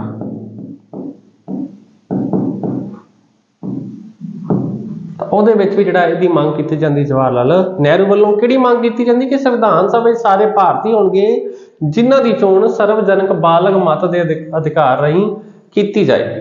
ਤਾਂ ਇਹਦੇ ਚ ਆਪਾਂ ਦੇਖਿਆ ਰਸਮੀ ਮੰਗਾਂ ਸਭ ਤੋਂ ਪਹਿਲਾਂ 1934 ਐਮ.ਐਨ. ਰॉय, ਫਿਰ ਆਪਾਂ ਦੇਖਿਆ 1935 ਇੰਡੀਅਨ ਨੈਸ਼ਨਲ ਕਾਂਗਰਸ, ਤੇ ਇੰਡੀਅਨ ਨੈਸ਼ਨਲ ਕਾਂਗਰਸ ਦੇ ਬਿਹਾਫ ਤੇ ਹੀ 1938 ਦੇ ਵਿੱਚ ਜਵਾਹਰ ਲਾਲ ਨਹਿਰੂ ਵੱਲੋਂ ਸੰਵਿਧਾਨ ਸਭਾ ਦੀ ਮੰਗ ਕੀਤੀ ਜਾਂਦੀ ਹੈ। ਨਾਲ ਕੀ ਕਿਹਾ ਜਾਂਦਾ, ਜਿਨ੍ਹਾਂ ਜਿਹਦੇ ਵਿੱਚ ਸਾਰੇ ਭਾਰਤੀ ਹੋਣਗੇ ਤੇ ਜਿਨ੍ਹਾਂ ਦੀ ਚੋਣ ਸਰਵਜਨਕ ਬਾਲਗ ਮਤ ਅਧਿਕਾਰ ਤੇ ਕੀਤੀ ਜਾਏਗੀ। ਇੱਕ ਵਾਰੀ ਆਪਾਂ ਰਿਪੀਟ ਕਰਦੇ ਹਾਂ ਕਿ ਆਪਾਂ ਕੀ ਕੁਝ ਪੜ੍ਹ ਕੇ ਆਏ ਹਾਂ ਜੀ। ਪਹਿਲਾਂ ਆਪਾਂ ਦੇਖਿਆ ਸੀਗਾ ਭਾਰਤੀ ਸੰਵਿਧਾਨ ਸਭਾ ਦਾ ਪਿਛੋਕੜ, ਤਾਂ ਕਿੱਦਾਂ ਜਿਹੜਾ ਇੱਕ ਬ੍ਰਿਟਿਸ਼ ਈਸਟ ਇੰਡੀਆ ਕੰਪਨੀ ਬਣਦੀ ਹੈ 1599 ਦੇ ਵਿੱਚ, ਇੰਡੀਆ ਵਿੱਚ ਐਂਟਰੀ ਫਿਰ ਅੱਗੇ ਜਾ ਕੇ ਹੁੰਦੀ ਹੈ। ਤਾਂ ਉਹਨਾਂ ਵੱਲੋਂ 150 ਸਾਲ ਤੱਕ ਲਗਭਗ ਭਾਰਤ ਵਿੱਚ ਵਪਾਰ ਕੀਤਾ ਜਾਂਦਾ, ਪਰੰਤੂ ਦੋ ਲੜਾਈਆਂ ਆਪਾਂ ਦੇਖੀਆਂ ਸੀ, ਇੱਕ ਪਲਾਸੀ ਲੜਾਈ ਤੇ ਇੱਕ ਬਕਸਰ ਦੀ ਲੜਾਈ। ਤੇ ਬਕਸਰ ਦੀ ਲੜਾਈ ਤੋਂ ਬਾਅਦ ਜਿਹੜਾ ਕੀ ਹੈ ਬੰਗਾਲ ਦਾ ਦੀਵਾਨੀ ਅਧਿਕਾਰ ਪ੍ਰਾਪਤ ਹੁੰਦਾ ਉਹਨੂੰ ਇਲਾਹਾਬਾਦ ਦੀ ਸੰਧੀ ਰਾਹੀਂ, ਜਿਹਦੇ ਰਾਹੀਂ ਉਹਨਾਂ ਨੇ ਕਾਫੀ ਜਿਹੜਾ ਮਾਲੀਆ ਇਕੱਠਾ ਕੀਤਾ ਸੀ ਤੇ ਲਾਲਚ ਵਿੱਚ ਆ ਕੇ ਉਹਨਾਂ ਨੇ ਬ੍ਰਿਟਿਸ਼ ਸਾਮਰਾਜ ਦਾ ਵਿਸਥਾਰ ਕਰਨਾ ਸ਼ੁਰੂ ਕਰਤਾ। ਤੇ ਜਿਹੜਾ ਬ੍ਰਿਟਿਸ਼ ਸਾਮਰਾਜ ਸੀਗਾ ਇੱਥੇ ਜਿਹੜੇ ਕਾਨੂੰਨ ਸੀਗੇ ਚੱਲਦੇ ਸੀ ਉਹ ਕਿਹਦੇ ਵੱਲੋਂ ਬਣਾਏ ਜਾਂਦੇ ਸੀਗੇ, ਬ੍ਰਿਟਿਸ਼ ਪਾਰਲੀਮੈਂਟ ਵੱਲੋਂ, ਤੇ ਜਿਨ੍ਹਾਂ ਨੂੰ ਲਾਗੂ ਕੌਣ ਕਰਦਾ ਸੀ, ਬ੍ਰਿਟਿਸ਼ ਈਸਟ ਇੰਡੀਆ ਕੰਪਨੀ। ਤੇ ਹੌਲੀ ਹੌਲੀ ਜਿਹੜਾ ਕੀ ਹੈ ਭਾਰਤੀਆਂ ਵੱਲੋਂ ਇਹਦਾ ਵਿਰੋਧ ਕੀਤਾ ਗਿਆ ਤੇ ਫਿਰ ਮੰਗ ਉਠਾਈ ਗਈ ਕਿ ਭਾਰਤੀ ਖੁਦ ਆਪਣਾ ਸੰਵਿਧਾਨ ਬਣਾਉਣਗੇ, ਉਹਦੇ ਅਨੁਸਾਰ ਕਾਨੂੰਨ ਬਣਨਗੇ। ਤਾਂ ਜਿਹਦੇ ਲਈ ਕਾਹਦੀ ਮੰਗ ਕੀਤੀ ਜਾਣ ਲੱਗੀ, ਫਿਰ ਸੰਵਿਧਾਨ ਸਭਾ ਦੀ। ਫਿਰ ਆਪਾਂ ਦੇਖਿਆ ਸੀ ਸੰਵਿਧਾਨ ਸਭਾ ਦੀਆਂ ਅਲੱਗ-ਅਲੱਗ ਮੰਗਾਂ, ਤੇ ਇਹਨੂੰ ਆਪਾਂ ਅਲੱਗ-ਅਲੱਗ ਭਾਗਾਂ 'ਚ ਵੰਡ ਕੇ ਦੇਖਦੇ ਹਾਂ, ਰਸਮੀ ਮੰਗਾਂ, ਸੰਕੇਤਕ ਮੰਗਾਂ ਤੇ ਰਸਮੀ ਮੰਗਾਂ। ਰਸਮੀ ਮੰਗਾਂ 'ਚ ਆਪਾਂ ਦੇਖਿਆ ਬਾਲ ਗੰਗਾਧਰ ਤਿਲਕ ਵੱਲੋਂ 1895 ਵਿੱਚ ਕੀਤੀ ਮੰਗ, ਫਿਰ ਦਾਦਾ ਭਾਈ ਨੌਰੋਜੀ ਵੱਲੋਂ 1906 ਦੇ ਕਲਕੱਤਾ ਸੈਸ਼ਨ 'ਚ ਕੀਤੀ ਮੰਗ। ਫਿਰ ਆਪਾਂ ਦੇਖਿਆ ਸੀਗਾ ਸੰਕੇਤਕ ਮੰਗਾਂ 'ਚ 1922 ਵਿੱਚ ਮਹਾਤਮਾ ਗਾਂਧੀ ਵੱਲੋਂ ਕੀ ਕਿਹਾ ਜਾਂਦਾ ਹੈ, ਭਾਰਤੀ ਸੰਵਿਧਾਨ ਭਾਰਤੀਆਂ ਦੀ ਇੱਛਾ ਅਨੁਸਾਰ ਹੋਣਾ ਚਾਹੀਦਾ ਹੈ। ਤੇ 1923 ਦੇ ਵਿੱਚ ਤੇਜ ਬਹਾਦਰ ਸਪਰੂ ਦੀ ਪ੍ਰਧਾਨਗੀ ਜਿਹੜੀ ਕਮੇਟੀ ਬਣੇਗੀ, ਕਾਮਨਵੈਲਥ ਬਿੱਲ ਆਫ ਇੰਡੀਆ ਜਿਹੜਾ ਤਿਆਰ ਕੀਤਾ ਜਾਏਗਾ, ਜਿਸ ਨੂੰ 1925 ਦੇ ਸਰਵਦਲੀ ਸੰਮੇਲਨ 'ਚ ਪੇਸ਼ ਕੀਤਾ ਗਿਆ। ਤੇ ਇਹ ਬਿੱਲ ਜਿਹੜਾ ਕਿ ਹਾਊਸ ਆਫ ਕਾਮਨ ਵਿੱਚ ਵੀ ਪੇਸ਼ ਕੀਤਾ ਜਾਏਗਾ, ਪਰੰਤੂ ਪਾਸ ਨਹੀਂ ਹੋ ਪਾਏਗਾ। ਫਿਰ ਆਪਾਂ ਦੇਖਿਆ ਸੀ ਰਸਮੀ ਮੰਗਾਂ 'ਚ ਐਮ.ਐਨ. ਰॉय, ਫਿਰ ਇੰਡੀਅਨ ਨੈਸ਼ਨਲ ਕਾਂਗਰਸ ਤੇ ਜਵਾਹਰ ਲਾਲ ਨਹਿਰੂ। ਤਾਂ ਇਹਨਾਂ ਵੱਲ ਅਲੱਗ-ਅਲੱਗ ਮੰਗਾਂ ਕੀਤੀਆਂ ਗਈਆਂ, ਪਰੰਤੂ ਅੰਗਰੇਜ਼ਾਂ ਨੇ ਹਜੇ ਤੱਕ ਸਾਡੀ ਕੋਈ ਵੀ ਮੰਗ ਨਹੀਂ ਮੰਨੀ। ਨੈਕਸਟ ਆਪਾਂ ਕੀ ਦੇਖਦੇ ਹਾਂ ਜੀ, ਅੰਗਰੇਜ਼ ਸਾਡੀ ਮੰਗ ਪਹਿਲੀ ਵਾਰ ਕਦੋਂ ਮੰਨਣਗੇ ਜੀ। पहली बारी मांग कदों मनणगे जी, तो 1940 8 अगस्त 1940। इत्थे की हुंदा है जी अगस्त ऑफर।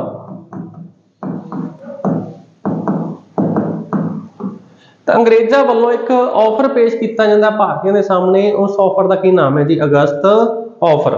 तो ये ऑफर क्यों पेश किया जाता है, तो आप जो विश्व का इतिहास पढ़ते हैं तो दो असी संसार जंगा की गल करते हैं, एक वर्ल्ड वार 1 एक वर्ल्ड वार 2।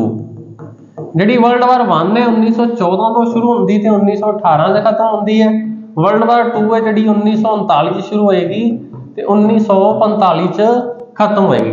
तो आप किहड़े टाइम की गल कर रहे हैं 1940 की। तो इस टाइम तो आप देख रहे हैं कि वर्ल्ड वार 2 है वो स्टार्ट हो चुकी है। तो जिस दे विच जिहड़े अंग्रेज ने, तो वर्ल्ड वार 2 के टाइम जो संसार है दो भागों में वंडिया जाता है, एक मित्र दे जिहड़े देश ने, एक धुरी देश ने। तो मित्र देशों के वालों जिहड़े कि जिन्हां च अंग्रेज इंग्लैंड है, ठीक है, उहदे साथी ने USA है। तो उन्होंने वालों जिहड़ा की है भारतीयों का सहयोग प्राप्त करने लई भारतीयों के सामने एक ऑफर पेश किया जाता है। इस ऑफर का नाम की है जी अगस्त ऑफर। तो अगस्त ऑफर नाम क्यों रखा गया, क्योंकि कदों पेश किया गया अगस्त के महीने में 8 अगस्त 1940। तो इस ऑफर के राही सानू की ऑफर किया गया जी। तो नंबर 1 आप देखते हैं जी, भारत को डोमिनियन स्टेटस का दर्जा दिता जाएगा। डोमिनियन स्टेटस का दर्जा।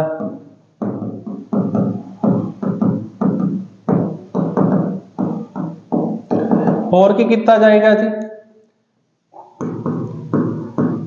भारत लई जां भारतीयां लई कार्यकारी परिषद विच वाधा।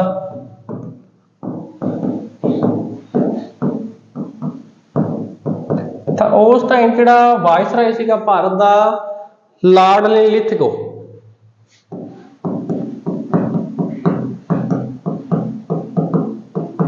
वाइसराय।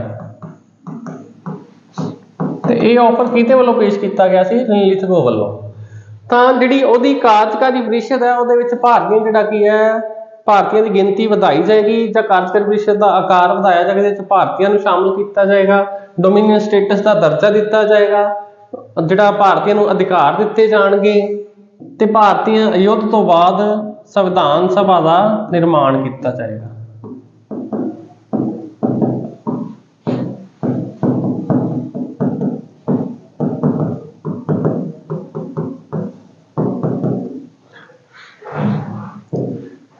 ये सब ऑफर क्यों दिते जा रहे हैं, भारतीयों को वर्ल्ड वार 2 दे विच जिहड़ा की है शामिल करने लई जां भारतीयों का साथ लैण लई। परंतु भारतीयों वालों जिहड़ा की है इस ऑफर नूं जिहड़ा ठुकरा दिता जाता है, इस ऑफर नूं रिजेक्ट किया जाता है।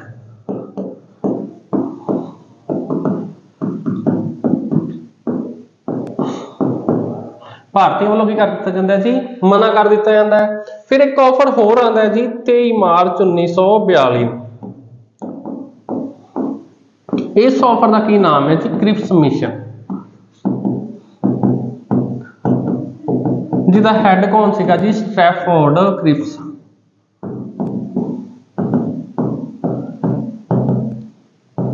तो जिहड़ा ये मिशन है भारत में क्यों भेजा जाता है, किहदे वालों भेजा जाता, उत्थों के PM विंस्टन चर्चिल वालों। यूके का PM विंस्टन चर्चिल है उहदे वालों जिहड़ा ये मिशन भेजा जाता है भारत में 23 मार्च 1942 नूं। इहदा की उद्देश सीगा, हुण आपां की गल कीती सी वर्ल्ड वार 2 1939 शुरू हुंदा है, 45 दे विच जिहड़ा खत्म हुंदा है। आपां किहड़े टाइम की गल कर रहे हैं 1942 की। तो इस टाइम ते आके मित्र राष्ट्र ने इंग्लैंड के उसके साथी देश ने उन्होंने स्थिति बहुत ज्यादा कमजोर हो चुकी है। दूजी साइड जिहड़ा जर्मनी है, जापान है, तो वह जिहड़ा की है इन्हां देशों को हरा रहे हैं। तो इस करके भारतीयों का साथ लैण लई दोबारा फिर अंग्रेजों वालों कोशिश की जाती है। उन्होंंने दो जिहड़े मित्र देश सीगे उन्होंने दबाव पाउण ते एक मिशन भेजा जाता है क्रिप्स मिशन। तो क्रिप्स मिशन का दूसरा नाम की है जी, draft declaration of war cabinet. दूसरा नाम की है जी, ਇਹਦਾ draft declaration of war cabinet. ਤਾਂ ਇਹ ਜਿਹੜਾ ਕੀ ਹੈ ਕ੍ਰਿਪਸ ਮਿਸ਼ਨ ਦਾ ਦੂਜਾ ਨਾਮ ਹੈ ਤੇ ਇਸ ਮਿਸ਼ਨ ਰਾਹੀਂ ਕਿਹਨੂੰ ਭੇਜਿਆ ਜਾਏਗਾ ਭਾਰਤ ਵਿੱਚ ਸਟੈਫੋਰਡ ਕ੍ਰਿਪਸ ਨੂੰ। ਤਾਂ ਇਹਦੇ ਵਿੱਚ ਕੀ ਜਿਹੜਾ ਮੰਗਾਂ ਰੱਖੀਆਂ ਜਾਂਦੀਆਂ ਜਾਂ ਕੀ ਆਫਰ ਦਿੱਤੇ ਜਾਂਦੇ ਨੇ ਭਾਰਤੀਆਂ ਨੂੰ। ਉਹੀ ਗੱਲ ਡੋਮੀਨੀਅਨ ਸਟੇਟਸ ਦਾ ਦਰਜਾ,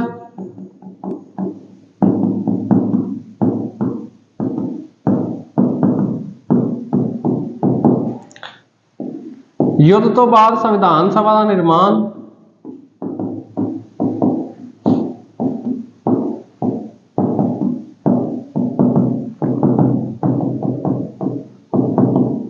जिन्ना टाइम युद्ध खत्म नहीं होता, जदों तक युद्ध खत्म नहीं होता उदों तक भारतीयों की सुरक्षा की जिम्मेवारी अंग्रेजों की।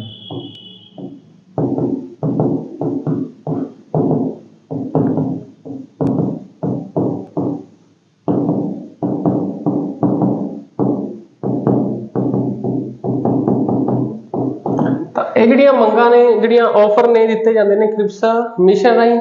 ਨਾਲ ਜਿਹੜਾ ਇਹ ਵਾਲੀ ਗੱਲ ਹੈ ਇੱਥੇ ਯੁੱਧ ਤੋਂ ਬਾਅਦ ਸੰਵਿਧਾਨ ਸਭਾ ਦਾ ਨਿਰਮਾਣ ਕੀਤਾ ਜਾਏਗਾ। ਇਹਦੇ ਵਿੱਚ ਇੱਕ ਖਾਸ ਗੱਲ ਇਹ ਹੈ ਕਿ ਜਿਸ ਵਿੱਚ ਸਾਰੇ ਭਾਰਤੀ ਹੋਣਗੇ, ਜਿਸ ਵਿੱਚ ਸਾਰੇ ਭਾਰਤੀ ਹੋਣਗੇ। परंतु ਜਿਹੜਾ मुस्लिम लीग पार्टी है ਜਾਂ ਕਾਂਗਰਸ पार्टी है उन्होंने वालों इस ऑफर ਨੂੰ भी रिजेक्ट कर दिता जाता है। तो मुस्लिम लीग की चाहती है कि साडे ਲਈ ਜਿਹੜਾ ਕੀ ਹੈ अलग ਜਿਹੜਾ मुस्लिम राष्ट्र है पाकिस्तान होना चाहिए, वो मंग नहीं मन्नी जाती। तो जिस कारण मुस्लिम लीग वालों भी इसको रिजेक्ट कर दिता जाता है। भारत ਜਿਹੜੇ इंडियन नेशनल कांग्रेस है ਜਾਂ बाकी भारती नेता ने उन्होंने सब ने ਜਿਹੜਾ इसको रिजेक्ट किया है। भारतीयों वालों इस ऑफर ਨੂੰ ਕੀ ਕਰ ਦਿੱਤਾ ਜਾਂਦਾ ਹੈ ਰਿਜੈਕਟ। ਤੇ ਮਹਾਤਮਾ ਗਾਂਧੀ ਨੇ ਇਸ ਆਫਰ ਨੂੰ ਕੀ ਕਿਹਾ ਸੀਗਾ post dated check. Mohandas Karamchand Gandhi ਤਾਂ ਉਹਨਾਂ ਨੇ ਕ੍ਰਿਪਸ ਮਿਸ਼ਨ ਨੂੰ ਕੀ ਕਿਹਾ ਸੀਗਾ ਪੋਸਟ ਡੇਟਡ ਚੈੱਕ। ਇਹਦੀ ਤੁਲਨਾ ਕਿਹਦੇ ਨਾਲ ਕੀਤੀ ਸੀਗੀ ਪੋਸਟ ਡੇਟਡ ਚੈੱਕ ਨਾਲ।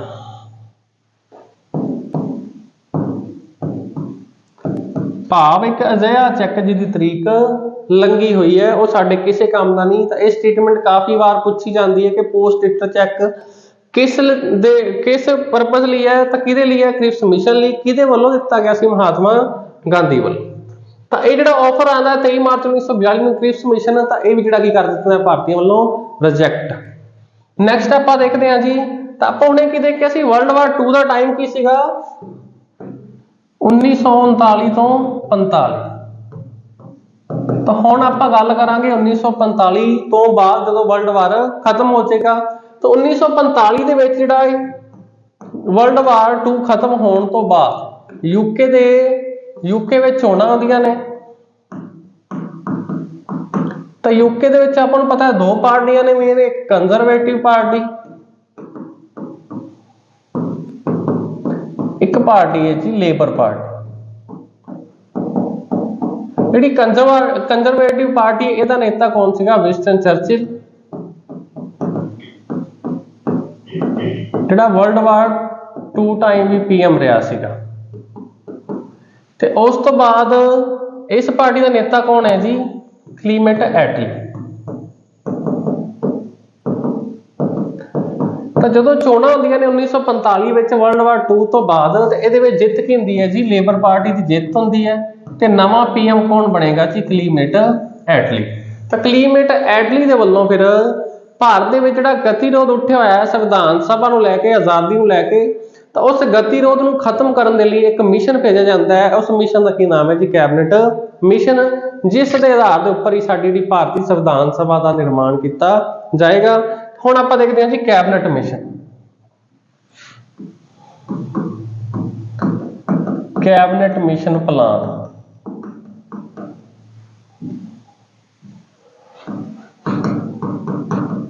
ਜਿਹੜਾ ਇਹ ਕੈਬਨਿਟ ਮਿਸ਼ਨ ਪਲਾਨ ਹੈ ਇੰਡੀਆ 'ਚ ਕਦੋਂ ਭੇਜਿਆ ਜਾਂਦਾ ਹੈ 24 ਮਾਰਚ 1946। ਤਾਂ ਇਸ ਮਿਸ਼ਨ ਦੇ ਵਿੱਚ ਕਿੰਨੇ ਮੈਂਬਰ ਸੀਗੇ ਜੀ? 3 ਮੈਂਬਰ ਸੀਗੇ, ਜਿਨ੍ਹਾਂ ਨੂੰ ਆਪਾਂ ਕਿੱਦਾਂ ਯਾਦ ਰੱਖਦੇ ਹਾਂ? ਪਾਸ। ਪੀ ਤੋਂ ਆਪਾਂ ਕੀ ਯਾਦ ਰੱਖਦੇ ਹਾਂ? ਪੈਂਥਿਕ ਲਾਰੈਂਸ। ਏ ਤੋਂ ਕੀ ਯਾਦ ਰੱਖਦੇ ਹਾਂ? ਏ ਵੀ ਅਲੈਗਜ਼ੈਂਡਰ। ਤੇ ਐਸ ਤੋਂ ਆਪਾਂ ਕੀ ਯਾਦ ਰੱਖਦੇ ਹਾਂ? ਸਟੈਫੋਰਡ ਕ੍ਰਿਪਸ। ਜਿਹੜਾ ਪੈਂਥਿਕ ਲਾਰੈਂਸ ਹੈ ਉਸ ਟਾਈਮ ਸੀਗਾ ਭਾਰਤੀ ਸਚਿਵ। ਜਿਹੜਾ ਏ ਵੀ ਅਲੈਗਜ਼ੈਂਡਰ ਹੈ ਇਹ ਉਸ ਟਾਈਮ ਤੇ ਸੀਗਾ ਜੀ ਨੇਵੀ ਮਿਨਿਸਟਰ। Navy minister. ਤੇ ਜਿਹੜਾ ਸਟੈਫੋਰਡ ਕ੍ਰਿਪਸ ਹੈ ਉਸ ਟਾਈਮ ਤੇ ਸੀਗਾ ਟ੍ਰੇਡ ਮਿਨਿਸਟਰ ਜਾਂ ਵਪਾਰ ਮੰਤਰੀ। ਤਾਂ ਇਹਨਾਂ ਤਿੰਨਾਂ ਨੂੰ ਜਿਹੜਾ ਇੰਡੀਆ ਦੇ ਵਿੱਚ ਭੇਜਿਆ ਜਾਂਦਾ। ਇਹ ਤਿੰਨੋਂ ਉੱਥੋਂ ਦੇ ਕੈਬਨਿਟ ਦੇ ਮੈਂਬਰ ਨੇ, ਇਸ ਕਰਕੇ ਇਹਨਾਂ ਦੇ ਸਮੂਹ ਨੂੰ ਨਾਮ ਦਿੱਤਾ ਗਿਆ ਕੈਬਨਿਟ ਮਿਸ਼ਨ ਪਲਾਨ।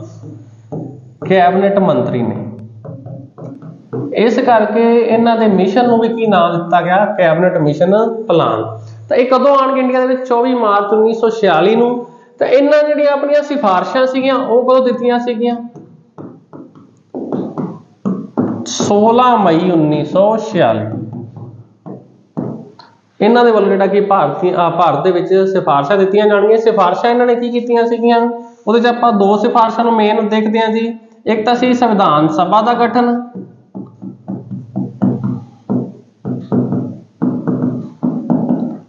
ਦੂਜਾ ਇਹਨਾਂ ਨੇ ਗੱਲ ਕੀਤੀ ਸੀ ਅੰਤਰਿਮ ਸਰਕਾਰ ਦਾ ਗਠਨ।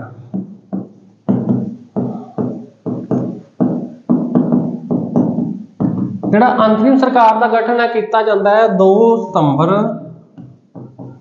1946 ਦੇ ਵਿੱਚ, ਜਿਹਦਾ ਹੈੱਡ ਕਿਹਨੂੰ ਬਣਾਇਆ ਜਾਂਦਾ? ਉਸ ਟਾਈਮ ਦਾ ਜਿਹੜਾ ਸੀਗਾ ਵਾਇਸਰਾਏ ਵੇਵਲ।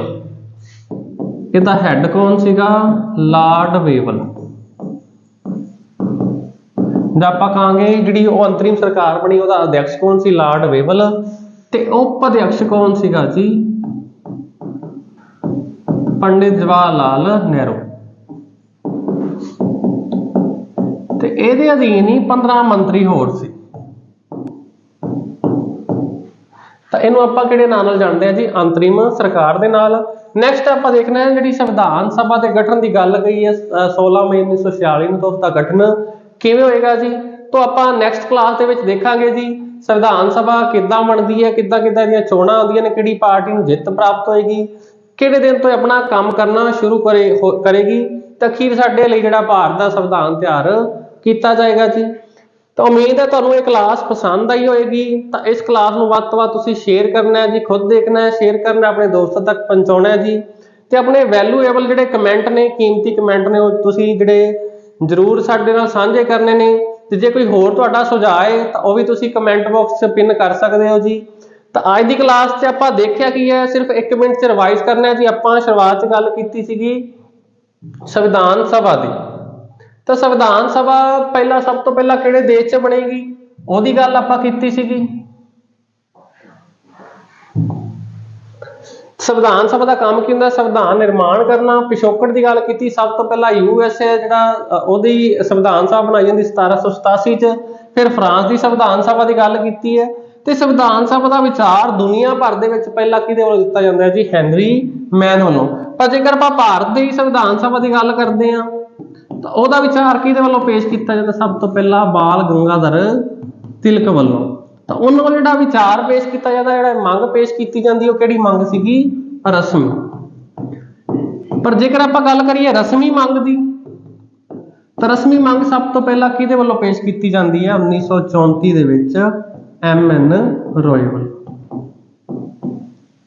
ਸਭ ਤੋਂ ਪਹਿਲਾਂ ਵਿਚਾਰ ਕਿੰਨੇ ਪੇਸ਼ ਕੀਤਾ ਭਾਰਤੀ ਸੰਵਿਧਾਨ ਸਭਾ ਲਈ? ਤਾਂ ਆਪਣਾ ਆਨਸਰ ਆਏਗਾ ਬਾਲ ਗੰਗਾਧਰ ਤਿਲਕ।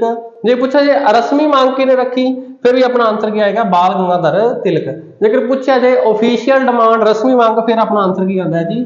MN ਰॉय 1934। ਫਿਰ ਆਪਾਂ ਦੇਖਿਆ ਸੀ ਭਾਰਤੀ ਸੰਵਿਧਾਨ ਜਿਹੜੀਆਂ ਮੰਗਾਂ ਨੇ ਉਹਨੂੰ ਅਲੱਗ-ਅਲੱਗ ਭਾਗਾਂ 'ਚ ਵੰਡ ਕੇ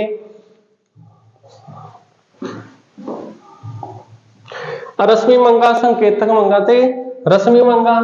ਫਿਰ ਆਪਾਂ ਦੇਖਿਆ ਜੀ ਰਸਮੀ ਮੰਗਾਂ ਦੇ ਵਿੱਚ ਅਗਸਤ ਆਫਰ ਅੰਗਰੇਜ਼ਾਂ ਵੱਲੋਂ ਦਿੱਤਾ ਜਾਂਦਾ। ਉਸ ਤੋਂ ਬਾਅਦ ਫਿਰ ਕ੍ਰਿਪਸ ਮਿਸ਼ਨ ਭੇਜਿਆ ਜਾਂਦਾ। ਫਿਰ ਆਪਾਂ ਦੇਖਿਆ ਜੀ ਕੈਬਨਿਟ ਮਿਸ਼ਨ ਪਲਾਨ, ਜਿਹਦੇ ਆਧਾਰ ਉੱਪਰ ਸਾਡੀ ਭਾਰਤੀ ਸੰਵਿਧਾਨ ਸਭਾ ਤਿਆਰ ਕੀਤੀ ਜਾਏਗੀ। ਤਾਂ ਥੈਂਕ ਯੂ ਜੀ, ਵੱਧ ਤੋਂ ਵੱਧ ਸ਼ੇਅਰ ਕਰਿਓ। Thank you.